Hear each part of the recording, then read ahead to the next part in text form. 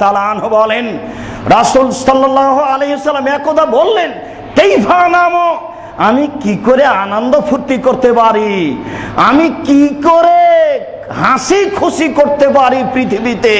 ও সাহেবুস সুরেকাত ইলতাকামাহু, এমত অবস্থায় বাঁশিওয়ালা বাঁশি মুখে করে আছেন, ইসরাইল সিংহা মুখে দিয়ে আছেন, ইসরাফিল সিংহা মুখে দিয়ে আছেন, আমি কি করে আনন্দ করতে পারি।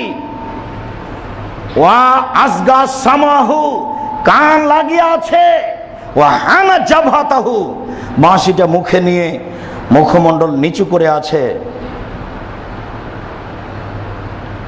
ও এন্তাজেরো মাতায়ু মরবিন নাফকে, প্রতীক্ষমান রয়েছে কখন তাকে বলা হবে যে বাঁশিতে ফুঁক দাও, বাঁশিতে ফুঁক দাও। এই কথাটা শোনার জন্য প্রতীক্ষমান রয়ে আছেন যেদিন পৃথিবী সৃষ্টি করেছেন সেদিন থেকে। ওই ভাবি দাঁড়িয়ে আছে। দাঁড়ানোর বিবরণ রাসূল সাল্লাল্লাহু আলাইহি ওয়াসাল্লাম এইভাবে দিলেন, আমি কিভাবে আনন্দ করতে পারি এই পৃথিবীতে। বাঁশিওয়ালা বাঁশি মুখে দিয়ে আছে, কান লাগিয়ে আছে, মুখমণ্ডল নিচু করে আছে, প্রতীক্ষমান রয়েছে কখন তাকে আদেশ করা হবে বাঁশিতে ফুঁক দিতে। তার চোখ দুটি মনে হচ্ছে ঝল ঝল ঝল ঝল করছে তারকার মতো, প্রতীক্ষমানের অবস্থা হচ্ছে এই। পরিস্থিতি এই পর্যন্ত বলতেই সাহাবীগণ বললেন, ফামাতা আমরুনি, পরিস্থিতি যদি এত জটিল হয় তাহলে কি করব বলেন। আল্লাহ রাসূল, পরিস্থিতি যদি এত কঠিন হয় তাহলে কি করতে হবে বলেন। তখন রাসূল সাল্লাল্লাহু আলাইহি সাল্লাম বলেন, কুলু হাসবুনাল্লাহু নি'মাল ওয়াকিল, তাহলে তোমরা বলো হাসবুনাল্লাহু নি'মাল ওয়াকিল, আমাদের জন্য আল্লাহই যথেষ্ট, তিনি উত্তম কাজ করেন, তিনি যা করেন তা উত্তম করেন, আমাদের জন্য তিনি যথেষ্ট। মাঝে মধ্যে এই দোয়া বলবেন, হাসবুনাল্লাহু নি'মাল ওয়াকিল নি'মাল মাওলা ওয়া নি'মান নাসির। যখন ইব্রাহিম আলাইহিস সালামকে আগুনে নিক্ষেপ করা হয়েছিল তখন ইব্রাহিম আলাইহিস সালাম এই দোয়াই পড়েছিলেন। বিভীষিকাময় পরিস্থিতিতে সাহাবীগণ জিজ্ঞাসা করলেন, বলেন তাহলে কি বলতে পারি। তখন আল্লাহ রাসূল এই কথা বলে দিলেন, মাঝে মধ্যে এই দোয়া পড়ার চেষ্টা করবেন, আপনার ঈমান থাকলে বিচারের মাঠে কোনো সমস্যা হবে না ইনশাআল্লাহ। আবু হুরায়রা রাদিয়াল্লাহু তাআলা আনহু বলেন, রাসূল সাল্লাল্লাহু আলাইহি ওয়াসাল্লাম বলেছেন, ইহশার নাসু ইয়াউমাল কিয়ামা আলা আরদিন বাইদা, বিচারের মাঠে মানুষকে একত্রিত করা হবে, মাঠ হবে সমতল সাদা, কোনো উঁচু নিচু থাকবে না। বিচারের মাঠ হবে সমতল এবং সাদা, মাঠে কোনো উঁচু নিচু অবস্থা পরিস্থিতি থাকবে না। আবু হুরায়রা রাদিয়াল্লাহু তাআলা আনহু বলেন, রাসূল সাল্লাল্লাহু আলাইহি সাল্লাম বলেছেন, ইহশারুন নাসু ইয়াউমাল কিয়ামা আলা সালাসে তারায়ে, বিচারের মাঠে মানুষকে তিনটি পদ্ধতিতে একত্রিত করা হবে। এক, রাগেবিনা রাহেবিনা, তারা থাকবে জান্নাতের আশায়, তারা হলো ভালো মানুষ। দুই, ইসনানে আলা বাইরিন ওয়া সালাসাতুন আলা বাইরিন ওয়া আরবাতুন আলা বাইরিন ওয়া আশারাতুন আলা বাইরিন, দুইজন থাকবে এক উটের উপর, তিনজন থাকবে এক উটের উপর, চারজন থাকবে এক উটের উপর, 10 জন থাকবে এক উটের উপর। দুই। তিন, অতৌসর বাকিয়াতুহুম নারো, বাকিগুলিকে আগুন একত্রিত করবে, বাকিগুলিকে ঘিরে থাকবে আগুন। যাদের পা থাকবে উপরের দিকে, মাথা থাকবে নিচের দিকে, তাদেরকে আগুন ঘিরে থাকবে। এই পর্যন্ত বলে রাসূল সাল্লাল্লাহু আলাইহি ওয়াসাল্লাম থামেননি, তিনি বলছেন আরো, তাকিলু মাহুম হাইসু কালু, তারা যেখানে দুপুর করবে আগুন সেখানে দুপুর করবে। অত্তাবিতু মাহুম হাইসু বাতু, তারা যেখানে রাত অতিবাহিত করবে আগুন সেখানে রাত অতিবাহিত করবে। অতুসবে মাহুম হাইসু আসবাহু, তারা যেখানে সকাল করবে আগুন সেখানে সকাল করবে। অতুমসি মাহুম হাইসু আমসু, তারা যেখানে সন্ধ্যা করবে আগুন সেখানে সন্ধ্যা করবে। তাহলে বোঝা যাচ্ছে অনেক সময় চলবে বিচারের মাঠ।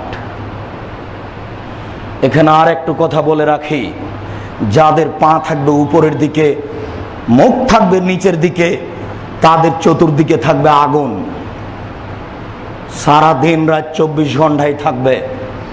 গরিব মানুষ ধনী মানুষের 500 বছর আগে জান্নাতে যাবে, একদিন সমান 50,000 বছর, তাহলে 500 বছর সমান কত বলেন? একদিন সমান যদি 50,000 বছর হয়, তাহলে 500 বছর সমান কত হবে? রাসূল সাল্লাল্লাহু আলাইহি ওয়াসাল্লাম বলেছেন, মান আখাযা শিবরান মিনাল আরদি যুলমান, যে ব্যক্তি অর্ধ হাত জমি জোর করে দখল করবে, যে ব্যক্তি অর্ধ হাত জমি, একটা বাড়ি, একটা কুঁড়ে ঘর জোর করে দখল করলো, ফাকাল্লাহু ইয়াউমাল কিয়ামাহ ইবরা, বিচারের মাঠে তাকে ওই মাটিতে খুঁড়তে লাগাবেন। হাত্তা ইয়াবলুগা আলা সাব'i আরজিন, খুঁড়তে খুঁড়তে খনন করতে করতে যখন 7 জমিনের নিচে যাবে, ফায়ুতাওয়াক্কু আলা উনুকিহি, তখন এই 7 জমিনটা তার কাঁধে তুলে দিয়ে তাকে বলা হবে, এখন হাঁটো। 1 জমিন সমান হলো 500 বছরের পথ, তাহলে 7 জমিন সমান হলো 3500 বছরের পথ। 3500 বছরের পথ মাটি খুঁড়বে। আমি বলতে পারছি না কতদিন যাবৎ খুঁড়বে, এই বিবরণ আপনাকে আমি বুঝাতে অক্ষম। এরকম কোনো বিদ্যা বুদ্ধি আমার কাছে নেই যেটা আপনাকে আমি বুঝাতে পারি যে এই 7টা জমিন খুঁড়ে যেতে তাকে কত সময় লাগবে। একটা সমান হলো 500 বছরের পথ, তাহলে 7টা সমান 3500 বছরের পথ। 3500 বছরের পথ খুঁড়ে নিচে যাবে, এরপরে এই 7টা জমিন তার কাঁধে তুলে দেওয়া হবে, তারপরে বলা হবে হাঁটো। কত দিন হাঁটবে এই কথা রাসূল সাল্লাল্লাহু আলাইহি ওয়াসাল্লাম বলেননি। তারপরে তিনি বলেছেন শেষে বিচার হবে। মনে রাখা ভালো হবে, জালেমের বিচার পরে হবে। মনে রাখা ভালো হবে, জালেমের বিচার পরে হবে। এই ছেলে, যারা ধমক দিয়ে কথা বলে তারাও জালেম। তুমি মুরব্বীকে ধমক দিয়ে কথা বলেছ, সেটাও জুলম। আজ সন্ধ্যা হতে হতে মুরব্বীর হাত ধরে ক্ষমা নিবা, তোমার বিচার পরে হবে। রিক্সাওয়ালাকে 1 থাপ্পড় মেরেছে, ওটাও জুলুম, তোমার বিচার পরে হবে। আর আপনারা যারা ক্ষমতাশীল, দায়িত্বশীল, কারো জমি জায়গা বাড়িঘর দখল করে থাকলে আগামীকাল সন্ধ্যা হতে হতে, আজকে সন্ধ্যা হতে হতে সবকিছু ফেরত দেন। যারা জুলুম করেছে তাদের বিচার পরে হবে। আমি আপনাকে বুঝাতে পারি না সেটা সময় কত। তবে রাসূল সাল্লাল্লাহু আলাইহি সাল্লাম বলেছেন, বুখারী মুসলিমের হাদিস, একজন মুমিনের বিচারের সময় হলো 1 ওয়াক্ত সালাতের সমান। মাগরিবের সালাত আদায় করতে কতটা সময় লাগতে পারে? 3 থেকে 5 মিনিট। তাহলে একজন ভালো মানুষের বিচারের সময় হলো 5 মিনিট। কোনো একদিন কবরের শাস্তি বলার জন্য বলছিলাম, হয়তোবা ভুলে গেছেন। একজন মুমিনের বিচারের মাঠের সময় হলো 5 মিনিট। 5 মিনিট কিন্তু ওখানে হাদিসে নেই। আবার যদি এটা উল্টে ধরেন তাহলে আমিও বিপদে। রাসূল সাল্লাল্লাহু আলাইহি সাল্লাম বলেছেন যে 1 ওয়াক্ত ফরজ সালাত আদায় করতে যত সময় লাগে, তো আমরা মাগরিবেরটাই ধরি, জোহরেরটাই ধরি। 1 ওয়াক্ত সালাত আদায় করতে, ফরজ সালাত আদায় করতে যত সময় লাগে, ভালো মানুষের বিচারের সময় তত।